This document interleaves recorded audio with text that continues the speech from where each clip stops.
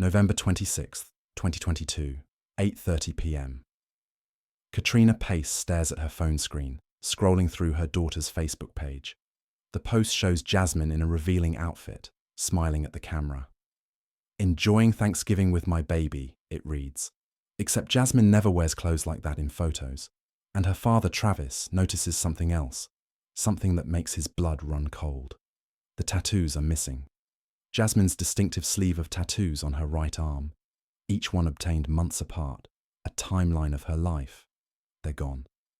This photo is old, months old, and someone is posting it right now, pretending to be her. Katrina opens the My Chevy app on her phone. The GPS tracker shows Jasmine's white Equinox parked outside a condominium complex across town. They drive there immediately. The driver's seat is pushed all the way back, too far back for Jasmine's petite 5'2" frame. Someone much taller drove this car here, someone who wanted them to find it. Jasmine Pace hasn't been seen in 4 days, and the man she met on Bumble, the computer science student who swears he barely knew her, just lied to police about the last time they spoke. This is the story of how a fake Facebook post unraveled a nightmare and exposed a killer who thought he could clean up his crime while playing Call of Duty with friends. If you're fascinated by cases where digital evidence catches killers who think they're smarter than everyone else, make sure to subscribe. Where are you watching from today? Let me know in the comments section. Chattanooga, Tennessee, Thanksgiving week, 2022. A city nestled against the Tennessee River, where college students from the University of Tennessee at Chattanooga mix with families who've lived here for generations. The kind of place where everyone assumes their kids are safe, where dating apps feel normal, where a community college student like Jasmine can dream about becoming a mother someday without worrying about the stranger she matched with online. Mountain Creek Road winds through neighborhoods of condominiums and apartment complexes. Students come and go. No one pays much attention to the cars in the parking lots or the people walking through at night. It's the week before exams. Thanksgiving break. Most students have gone home to their families.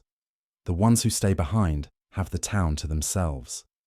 And on the night of November 22nd, 2022, one of those students, a computer science major with a black Toyota Camry and a white hoodie, makes a series of trips that will be captured on camera.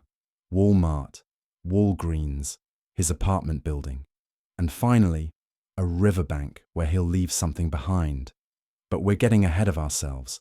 I need you to comment the exact time you're watching this, especially if you're watching past midnight like Jasmine's family was when they realized something was wrong.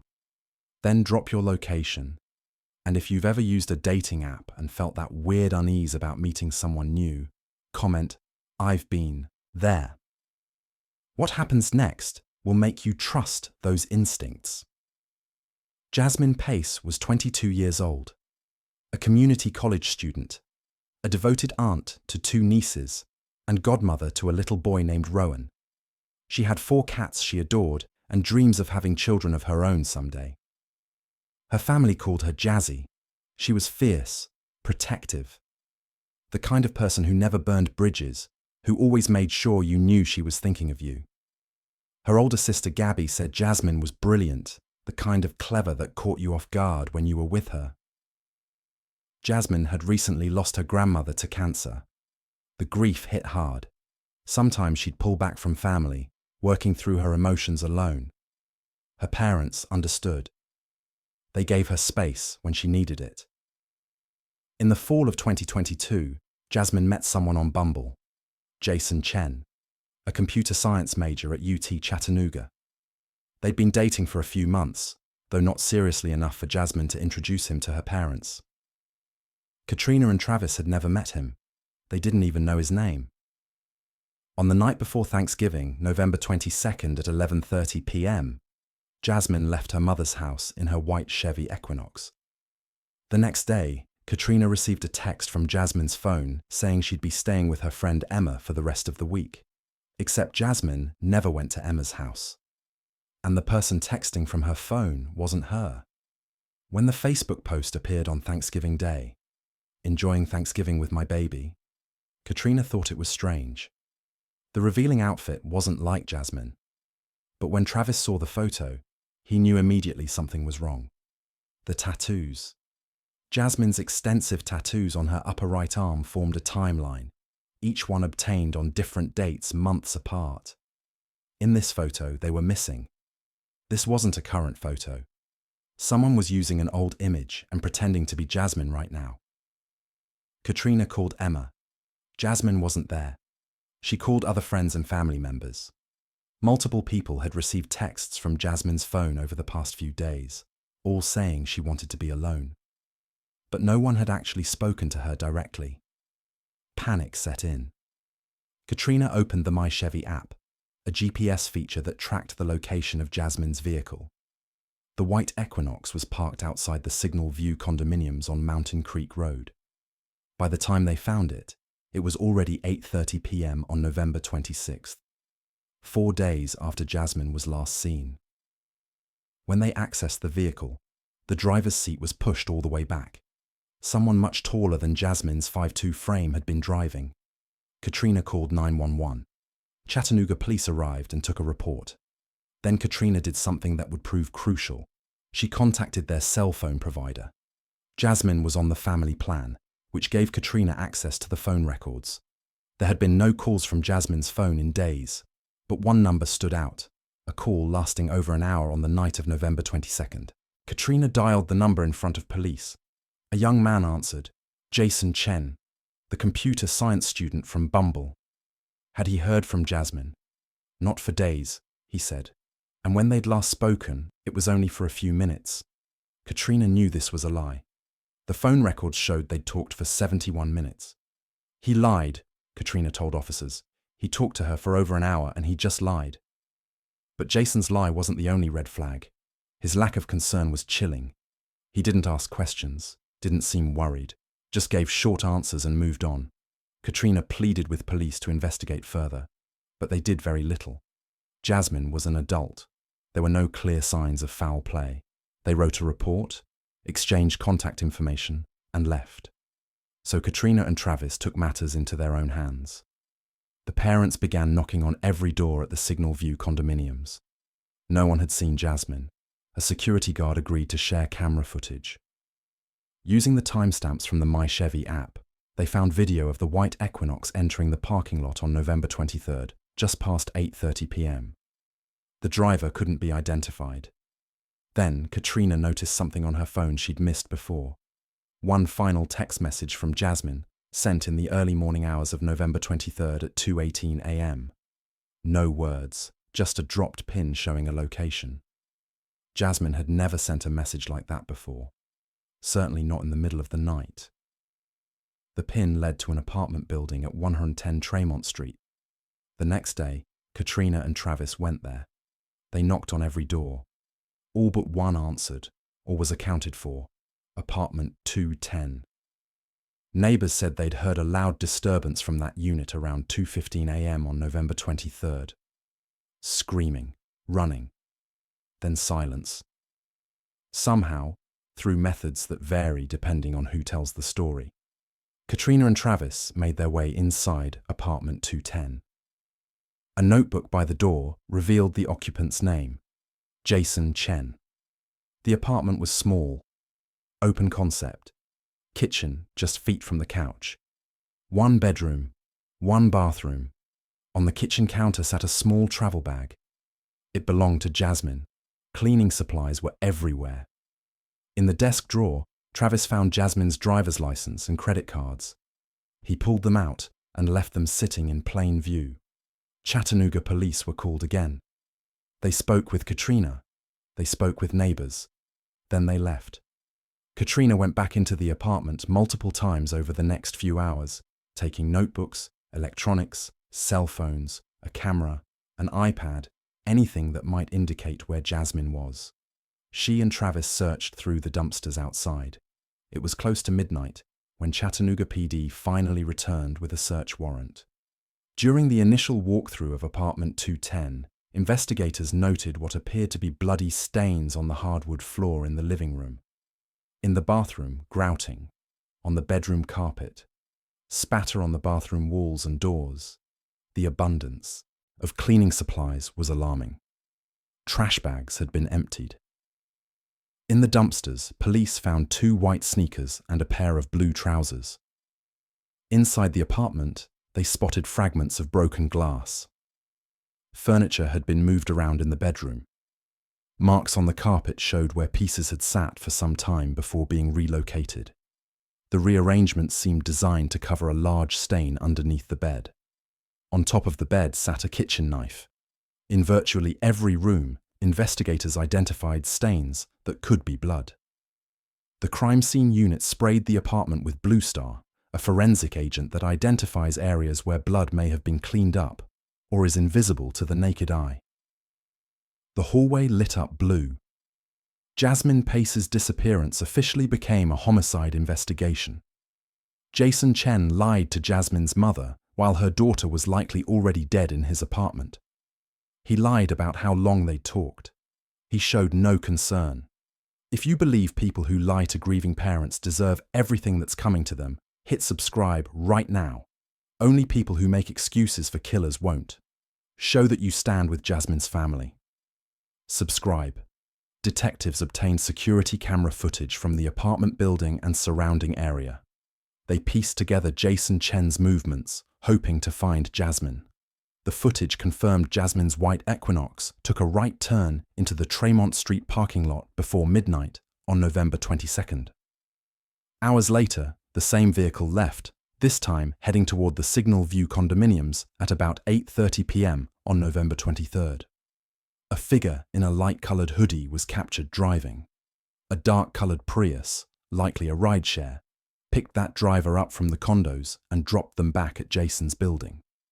A Ring camera captured Jason Chen leaving his apartment building multiple times on November 23rd, including at 8:27 p.m., 3 minutes before the driver in the light hoodie took Jasmine's SUV to the Signal View condos and abandoned it.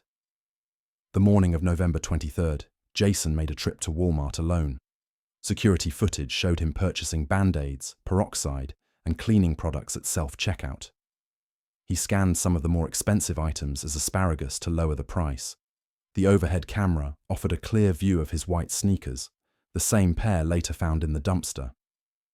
That evening, Jason stopped at Walgreens and bought paper towels. At almost 6 p.m. on November 23rd, cameras captured the white hoodie emerging from the building again. This time, Jason struggled to pull a large suitcase from the front door toward the parking lot. Moments later, his black Toyota Camry left the building. On November 29th, 1 week after Jasmine was last seen, Jason Chen was located at his parents' home in Nolanville, Texas.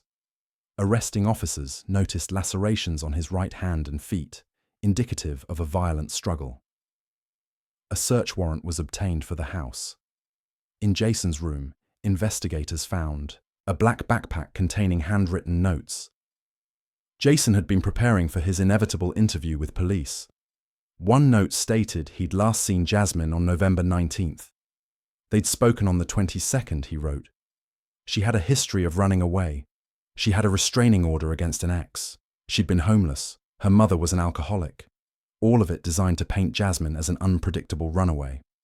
Inside a glasses case in the backpack, detectives found a SIM card. It belonged to Jasmine's phone. Jason's phone was seized and the data downloaded. Detectives found a photo of Jasmine standing in his bathroom, taken on the night she disappeared. There were screenshots of text messages he'd received from her, but the actual texts were deleted. On the morning after Jasmine was likely killed, Jason sent her a photo with the message, "Slept like a baby." Later that day, he texted, "Hey, are we still good for dinner tonight?" The photo's metadata revealed it was taken 2 years earlier.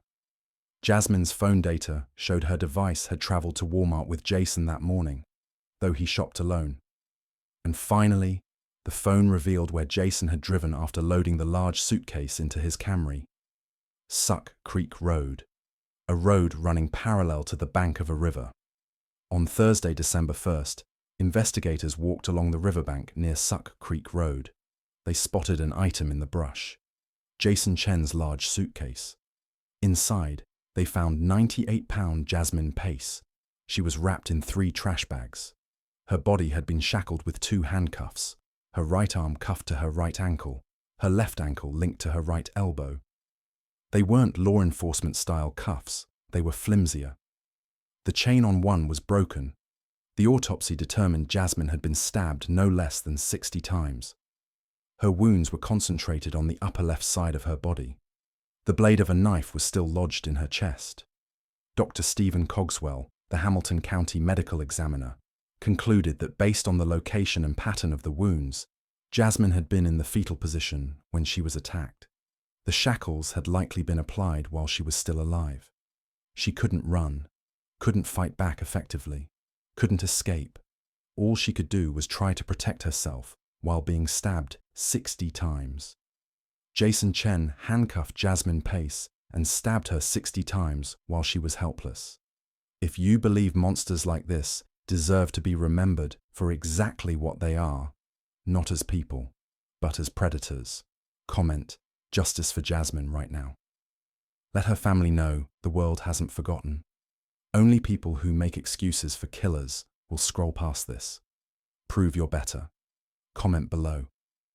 As investigators built their case, more details emerged about Jason's behavior after the murder. He'd messaged a woman on Tinder saying, "I guess we're dating now," while Jasmine's body was still in his bedroom. Later that night, he arranged to play Call of Duty online with friends. He just needed to finish cleaning his apartment first. He'd used Jasmine's phone and SIM card to access her banking information and social media accounts. He posted fake updates pretending to be her. He texted her family and friends, trying to buy time. The data from Tinder revealed something crucial. Jason hadn't received a single notification from the app on November 22nd. The story he would later tell, that Jasmine attacked him in a jealous rage after hearing Tinder notifications, was a complete fabrication. There was no alcohol found in Jasmine's system during the autopsy, contradicting Jason's claim they'd been drinking wine for hours. The handcuffs told their own story. Dr. Cogswell noted that if Jasmine had been in the fetal position during the attack, her left hand would have been free to defend herself, but her right hand would have been pinned to the ground by the shackles. The injuries supported this. Significant defensive wounds on her left hand, almost none on her right. In December 2022, Jason Chen was charged with first-degree murder. A judge set his bond at $5 million. In January 2025, Jason Chen's trial began. In a shocking opening statement, defense attorney Josh Wise didn't argue his client's innocence. Instead, he told the jury Jason killed Jasmine Pace, but without premeditation. This was voluntary manslaughter, Wise argued, a crime of passion. The defense's theory: Jason and Jasmine were drinking wine late into the night when Jasmine heard Tinder notifications coming from Jason's phone. Enraged, she attacked him with a broken wine glass. He'd left a kitchen knife on the bedside table after opening a wine bottle. When she attacked, he instinctively grabbed the knife and fought back. The handcuffs. Jason panicked after the stabbing and applied them to make Jasmine's body fit inside the bags and suitcase. It was a desperate strategy. The state wasn't seeking the death penalty, but Jason faced life without parole if convicted of first-degree premeditated murder. His only hope was convincing jurors this was a lesser charge. Neighbor Courtney Brewer testified about what she heard around 2 a.m. on November 23rd. A loud scream, a female voice distressed, the sound of chasing, multiple footsteps running toward the front door. Then silence. The timeline was critical. Courtney heard the disturbance at 2:11 a.m. The dropped pin location Jasmine sent her mother came through at 2:18 a.m. 7 minutes. Jasmine knew she was in danger. She had time to grab her phone and send her location before Jason started stabbing. The state's case was built on physical evidence, digital data, and the timeline. Prosecutor Cody Womp walked jurors through every detail. Dr. Cogswell's testimony was devastating. The 60 stab wounds, concentrated on one side of Jasmine's body, indicated she'd been in the fetal position, unable to move effectively because of the handcuffs. The lack of significant injuries to her right hand, combined, with defensive wounds on her left, supported this theory. The shackles weren't applied after death to fit her in a suitcase. They were applied before, to control her, to keep her from escaping, while Jason stabbed her over and over. The number of wounds indicated Jason had ample time to stop, to reconsider, to call for help. He didn't. He kept stabbing. The Tinder data destroyed the defense's provocation argument. No notifications came through that night. Jason made it up. The alcohol evidence, or lack thereof, eliminated the claim they'd been drinking for hours. And then there was Jason's behavior after the murder. The cleaning. The disposal of evidence. The fake texts from Jasmine's phone. The Walmart trip to buy supplies while pretending nothing happened. The casual messages to other women on dating apps. The Call of Duty session with friends. This wasn't a panicked reaction. It was calculated, methodical, premeditated. Jason Chen wanted Jasmine Pace to disappear. He wanted her family to stop looking. He wanted the world to forget she existed. If you believe Jasmine deserved justice, if you believe her life mattered and her story needs to be told, smash that like button and subscribe. People like Jason depend on our silence. Prove him wrong. Like if you believe every victim deserves to be remembered. Only cowards will refuse. The defense attempted to introduce doubt about the crime scene, pointing out that Katrina Pace had entered the apartment multiple times and moved items before police processed it. Could evidence have been contaminated, possibly planted? But the jury didn't buy it. A juror later revealed that while everyone who entered that apartment contributed to contamination, it kind of didn't matter in our deliberations because we already knew what was admitted, that he had murdered her. On January 2025, after deliberating for just over an hour, the jury returned their verdict. Guilty of first-degree premeditated murder. The courtroom erupted in emotion. Jasmine's family wept. Jason showed no reaction. During the sentencing phase, Jason's mother made an emotional plea through a translator. He is a very good child. He is not a bad person. I pray that the judge and jury will give him a chance so that he can go home and restart his life. Josh Wise asked jurors to give Jason the possibility of parole, a chance at redemption when he was 73 years old. Let him spend the next 5 decades behind bars reflecting on the choices he made when he was 22. The jury deliberated for less than an hour. Their decision: the murder was especially heinous, atrocious, and cruel. It involved torture and serious physical abuse beyond what was necessary to produce death. Jason Chen was sentenced to life in prison without the possibility of parole.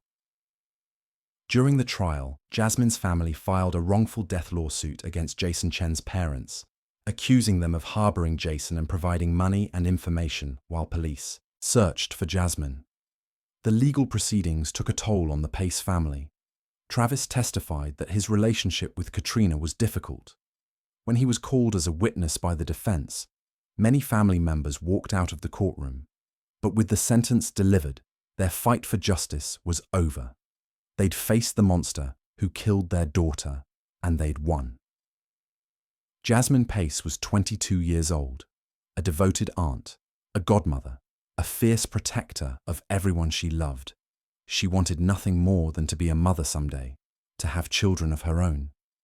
She was clever, brilliant, sweet. She never burned bridges. She always made sure you knew she was thinking of you, that she loved you. She was supposed to spend Thanksgiving 2022 with her family. Instead, she spent it fighting for her life in a stranger's apartment, shackled and helpless, while a man she met on a dating app stabbed her 60 times. Her family will never get her back. But they made sure Jason Chen will never hurt anyone else. And they made sure the world knows Jasmine's name, not as a victim, but as the fierce, loving person she was.